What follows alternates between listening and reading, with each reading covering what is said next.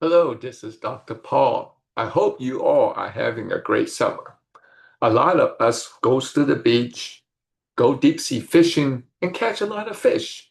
So today's topic is about some seafood poisoning that I hope it will help you as you go along with your vacation.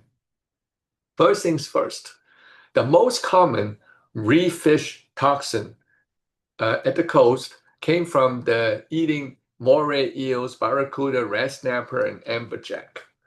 And the toxin is called ciguatera toxin. And how do you get that? Well, the fish eat the plankton that contains the toxin, and the toxin is heat stable, so cooking it might make the seafood taste really good, but you can't get rid of the toxin. 24 hours after you finish eating, you develop some typical symptoms of food poisoning: belly cramps, nausea, vomiting, diarrhea. Okay? It goes away in 24 hours and you should all be happy.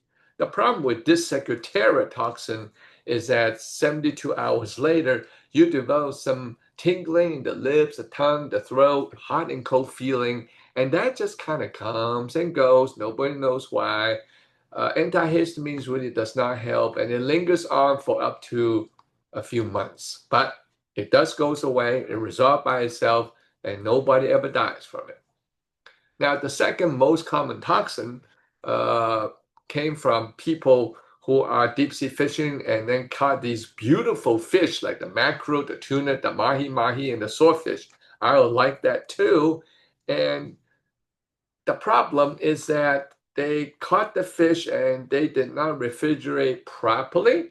The commercial people have strict laws on the refrigeration, so that's no longer an issue.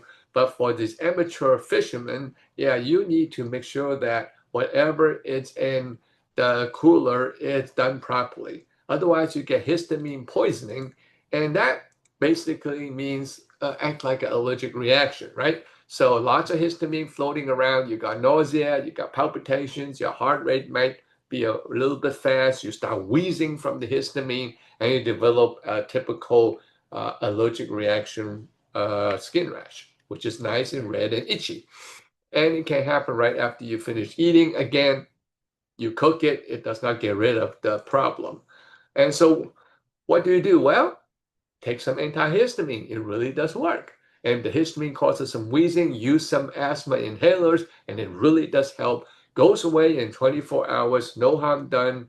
But you can avoid all of that by making sure that your cooler works. Okay. Now, the last thing I want to talk about is my favorite kind of food: shellfish, mussels, clams, oysters, and scallops. I love them. And uh, but if you have red algae bloom around the coastal Florida panhandle and areas like that, then you probably should not go to those places, number one. And number two, you probably should not go to the restaurants that serve those shellfish where the red algae blooms are, because you will get sick. Because these can be an issue. Now, majority of the shellfish in America, if you eat it, it's because you eat it raw and they are infectious, and most common is the Vibrio. And if you cook it, you don't have a problem. Now, the algae bloom is a toxin related, and after you eat it, you actually get sick with the diarrhea, the tingling, hot and cold feeling, like the ciguatera toxin, but it's not very severe. It doesn't last long, like 24 hours. And if you expose your skin to the red algae bloom, like on the beach and playing in the water, then you will get a very red, itchy, and burning skin rash.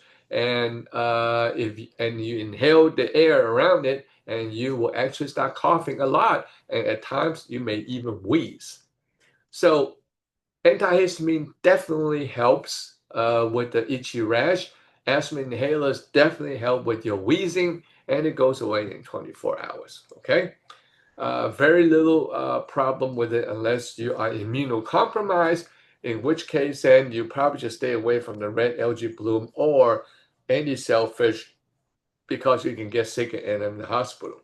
So I hope that these information will help you to have a great summer vacation.